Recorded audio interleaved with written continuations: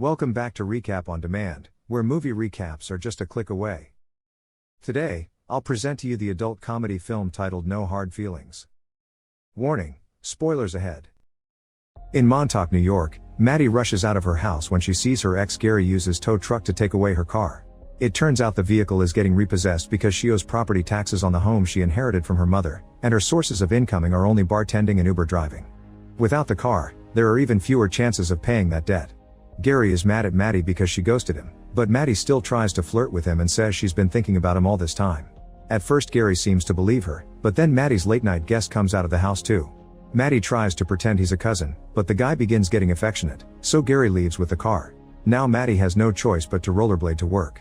On her way there, she sees Gary's tow truck parked nearby while Gary is inside a store getting food. She immediately uses the chance to unfasten her car from the truck and tries to drive away, but she forgets about the extra hook and now she's stuck there for Gary to see. When he comes out, he lifts the hook and calls the police. Moments later, Maddie is bailed out by a friend and rushes to work. At the bar, a guy tries to ask for a drink minutes before they're properly open, so Maddie ends up arguing with him to the point where the manager scolds her and sends her to do something else. While folding napkins, Maddie rants about her situation to her pregnant friend Sarah and her husband Jim. At that moment, Sarah finds an unusual Craigslist post. Two helicopter parents are looking for a woman in her early 20s to date their introverted 19-year-old son for the whole summer, and the payment would be a Buick Regal car. Maddie decides to apply even if she's older. The next day, Maddie rollerblades to the family's house, which takes extra effort because she has to make her way up an elevated road and a set of stairs. The Beckers ask some basic questions, and when they learn that Maddie is 32, they hesitate to hire her. However, Maddie quickly makes up a speech, saying that if the ad was still up is because all the other young girls failed them. So what they need is someone mature enough that will help their son gain experience in dating and guide him to become a proper man. The Beckers like the idea and explain the situation. Their son Percy is a 19-year-old introvert, the socially shy kind that doesn't talk to anyone unless it's online. He doesn't drink, doesn't smoke, and doesn't go to parties. The parents are worried that he is missing out on the teenage experience, and they want him to have fun, learn how to date, and build up his confidence before he goes off to Princeton. Maddie gets the job, but before she leaves the parents tell her that Percy mustn't know the truth. She must keep it natural to make him feel better about himself. After borrowing Jim's old van, Maddie puts on a seductive dress and shows up at the animal shelter Percy volunteers at, where she specifically asks for his help while she pretends she wants to adopt a dog. Percy shows her a dog named Milo while Maddie keeps flirting and throwing lots of innuendo to no avail. Then they go to the office to fill out her application and Maddie has to drag a small couch to the desk to keep on flirting, but the couch is too low and she doesn't cause a good impression. She keeps on flirting while Percy asks her questions, which makes him uncomfortable. He decides to end the interview quickly, but Maddie needs an excuse to keep on talking to him and offers him a ride home because she knows his address. When Percy wonders how she knows that, Maddie saves her mistake by saying it's on his bag. At that moment Percy's co-worker Crispin comes to see what's going on, and Percy takes the chance to say he's leaving early. Maddie follows him outside and finds him grabbing his bicycle, so she offers to give him a ride again and puts the bicycle in the back of the van to prove he can't say no. Once they're on the road, Maddie tries her best to carry on a proper conversation and makes a joke about Percy being her hostage. Between this and the creepy things in the back of the van, Percy is getting a little scared. When Maddie takes a different route, Percy tries to ask for help with his phone but Maddie takes it from him. Moments later, they arrive at Maddie's home and Percy assumes she's kidnapped him for real so he throws paper spray at her eyes. Crying out in pain, Maddie explains she just thinks he's really hot and that she had been trying to score with him. Percy can't believe it but he apologizes as he helps wash her eyes with a hose before they agree to meet again tomorrow for a proper date. The following evening, Maddie is waiting at a bar and sees Percy arrive wearing a suit with short pants because of the hot weather. The waitress asks for their order and Percy tries to get a soda, but Maddie changes it for a cocktail so he can learn to live a little. When their drinks arrive, Percy spits it out as soon as he takes a sip, and Maddie has to force him to drink more so he can learn to handle alcohol before college. She tries to keep up conversation again, but Percy is always shy and awkward. Suddenly they're uninterrupted by one of Maddie's ex-boyfriends, who brags about being married now and mocks Maddie for ghosting him. However, Maddie insults him with some good burns until he leaves. Afterward, Maddie and Percy go for a walk on the beach. Maddie asks Percy to go skinny dipping with him, but Percy refuses and an argument ensues. To distract him, Maddie starts undressing slowly to let him take a good look before she jumps into the water. Not wanting to be left behind, Percy soon joins her, and Maddie wraps her arms around him to try to get him in the mood. Suddenly a group of drunk teenagers appear on the beach and make fun of them before stealing their clothes. Maddie yells at them, and when the teens don't listen, she comes out of the water naked to throw sand at their faces and start beating them up. The teens defend themselves and Maddie gets kicked in her delicate area but she recovers quickly and body slams a guy, scaring the group into leaving. Then Maddie goes back to Percy, but he disapproves of Maddie's use of violence, which angers Maddie as she points out that it was self-defense and that Percy needs to learn how to stand up for himself. She also tries to get busy with him, but Percy explains he can't do it with strangers. He needs to have a connection first, especially for his first time. Annoyed and frustrated, Maddie leaves the water and dresses up before getting in the car, bringing Percy's things with her. A naked Percy follows her and demands to have his clothes and phone back, but Maddie only gives him his clothes before starting to back off. Desperate, a naked Percy jumps on the hood of her car and keeps asking for his phone, but Maddie doesn't care and begins driving with Percy still on the hood. When they make it to the road, their shenanigans get the attention of the cops, and Maddie worries about potentially losing her license. In order to lose the police, she dangerously drives past the incoming train. Afterward, the duo goes to Maddie's house, where she begins a dance for Percy. When Maddie asks Percy to hit her rear, he doesn't know how and ends up kicking her. Next, Maddie tries to dance on his lap, but Percy complains about the weight on his thigh, so Maddie switches their positions, moving him like a baby on her lap instead. Then Maddie asks again if he wants to get down to business, and when Percy begins explaining he wants to but he's too nervous because of his lack of experience, he suddenly begins feeling itchy. Maddie raises his shirt and discovers he's got a rash caused by his anxiety, but she doesn't judge. She immediately grabs some cream and helps him out. Feeling comforted, Percy opens up about how he dislikes being socially awkward because he's never made friends unless it's online or his former nanny. Maddie returns the favor and tells him how she's lived in this house her whole life to take care of her sick mom. Her dad wasn't around because he had a family in the city and her mother had only been a fling. After sharing such a sweet moment, they agree to start dating before getting intimate.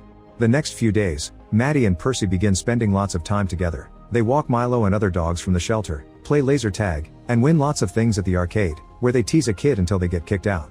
They have lots of fun together, and Percy starts becoming more comfortable around Maddie. At the arcade, he spent his tickets on a beer hat for her and also gets a finger trap that he tricks her into using with him. Maddie freaks out, but Percy is patient and teaches him how to get out of it. They start chatting and they learn more about each other, like the fact neither of them went to their proms. Maddie also tells him that she once wrote to her dad to ask why he wouldn't visit her, but the letter returned unopened. Having this vulnerable moment allows Percy to gather courage and finally kiss Maddie. Afterward, they go for a walk and bump into Percy's former nanny Jody, who turns out to be a middle-aged guy. Jody notices they want a frisbee at the arcade and throws it for Percy to go pick it up. Once Percy is far from them, Jody asks what Maddie's intentions are with Percy, accusing her of wanting the family's money. Maddie says she only wants to date Percy and shuts Jody up by implying he wants the same thing. When Percy returns, Jody and Maddie just pretend to get along for his sake. Sometime later, Maddie hears someone ring the bell at her house and finds a man she doesn't recognize. It turns out they went to school together, and the guy acts as if they were super close, but Maddie barely remembers him. Soon the truth comes out, the guy is there for the house, but Maddie still refuses to give it up and kicks the guy out, ignoring his legal threats. Later that night, Percy picks Maddie up in a limousine so they could go to a fancy dinner they've planned as a way to have their own prom. In the car, they even exchange flowers. Once they make it to the restaurant, they have a good time chatting and laughing. Percy shares that he didn't want anyone at school to notice him because if they didn't notice him, then they couldn't make fun of him, so Maddie comforts him by saying that they should see how great he really is. Then Maddie notices a piano and convinces a very nervous Percy to play it. He turns out to be quite good and he signs along to his playing, choosing She's a Man-Eater by Hall & Oates as a tribute to Maddie. The people in the restaurant love it and everyone claps while he returns to the table, where Maddie can't stop telling him how talented he is. Their chat is suddenly interrupted by Natalie, a family acquaintance that will also attend Princeton. Natalie and Percy start chatting very casually and Maddie immediately gets jealous, often trying to get Natalie to leave. It doesn't work and Natalie invites Percy to a party for future Princeton students. Maddie tries to say no, but Percy tells her he'll keep it in mind. After Natalie leaves, Percy brings up the subject of his college plans and how they could see each other on the weekends, but Maddie explains she doesn't do long distance. For her, this is a summer fling that will end when Percy leaves. Hurt, Percy storms out and Maddie immediately follows him into the limousine, but they awkwardly sit very far from each other and Percy begins getting drunk, which is a first for him. Suddenly Maddie notices they're going in a weird direction and Percy explains they're going to Natalie's party. It was Maddie who told him to hang out with school friends more, so if she doesn't want to attend, she shouldn't come. The limousine stops and Percy rushes into the party, dropping his flower in the way. After some hesitation, Maddie follows him inside only to lose him in the crowd. Maddie starts asking around for Percy, but all the youngsters judge her for being a grown woman trying to fit in with the teens and whenever she responds rudely, they threaten with recording her for social media. Eventually 2 girls inform her that Percy went to a room with Natalie. Worried that Percy may be having his first time with someone else, Maddie rushes upstairs and begins checking every room, getting disappointed that the new generation wasn't doing the dirty. At last she finds a locked room and since nobody answers when she knocks, she runs and throws her full body against the door to break it down. Natalie and Percy are together and half undressed, but Natalie swears that nothing happened because Percy is drunk. He also confesses he took something. Maddie immediately takes Percy to the bathroom and forces him to throw up everything, but it turns out he only took medicine for his hangover, not anything illegal. At that moment the party host arrives with his parents, who begin arguing with Maddie because she's an adult in a teen party. Percy won't let anyone insult Maddie and tries to punch the father, but the guy dodges and he ends up punching Maddie on the neck instead. The couple leaves the party, and in the limo, Percy lies his head on Maddie's lap so she can comfort him while he apologizes for accidentally hitting her. Then he admits he's ready for her and takes out some protection, but while Maddie teaches him to open it, he suddenly confesses he loves her.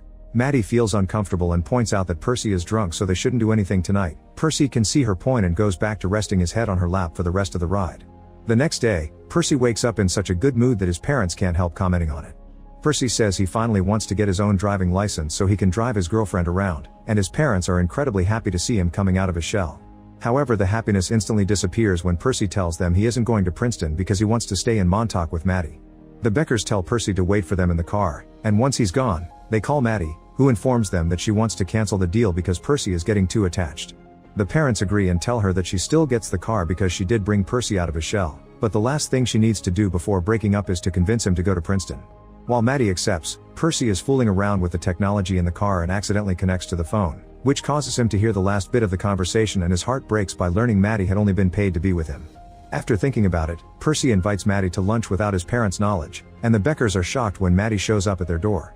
During the meal, Percy tries to make his parents and Maddie have a conversation, pushing for questions that will reveal their secret, but Maddie and the Beckers try their best to play along. Suddenly Percy gets a call and goes outside to meet with Crispin, who helps him destroy the Buick. It's a very sturdy car though, and not even hitting it with a rock works, so Percy drives it into the forest to crash it against a tree. Then the tree falls on top of the car, finishing the job. When he returns to the house, Percy goes straight to his room, so Maddie follows him to check on him. Percy tries to kiss her, but Maddie rejects him with the excuse his parents could hear them, so instead he tries to get the truth out of her. Maddie continues to lie, and to distract him from the subject, she agrees to get frisky with him, only for Percy to be done in seconds. Afterward, Percy admits he knows about Maddie's deal with his parents. Maddie apologizes and says it was real for her, but when he ignores her pleas, Maddie gets angry. She points out he'll never understand what poor people have to do to survive, but Percy responds by saying she's wasting her life in that house waiting for her dad to apologize, causing her to leave very upset. Sometime later, Percy confronts his parents and asks them to stop doing everything for him and to let him fail or succeed on his own. The breakup is hard on him though, and he goes back to being an introvert that stays in his room playing video games. Meanwhile, Maddie still receives the damaged car, which she begins using for her Uber driving job. Clients are often wary when they see her arrive, but she forces them into the car anyway. By working hard in the bar and driving, Maddie eventually saves enough money to pay her debts. She goes out to celebrate with Sarah and Jim, who have big news: they are moving to Florida because they can't afford to buy their own place in Montauk. Maddie is shocked that they're leaving, but Sarah tells her that she's even more shocked that Maddie is staying despite how unhappy she seems to be here. To prove she's actually doing well, Maddie takes a guy home, but she suddenly finds herself trying to know him better instead of getting frisky with him because she wants a connection. The guy finds Percy's finger trap and tricks Maddie into using it, but instead of his finger, he uses his banana, so Maddie kicks him out. The next morning, Maddie finds the letter and realizes that she needs to move on. She burns the letter, fixes the car, apologizes to Gary with a hug, and then decides to sell her house, but with a catch.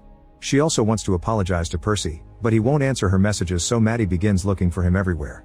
Jody and Crispin are mad at her and won't help her, but Percy's parents tell her he'll be at the Princeton mixer. Maddie goes there and apologizes as she explains their friendship was real, but when Percy ignores her and tries to leave, Maddie jumps on top of his car's hood. Taking inspiration from her past shenanigans, Percy begins driving around with Maddie still on the hood, hitting lots of things on the way and accidentally setting Maddie's jacket on fire.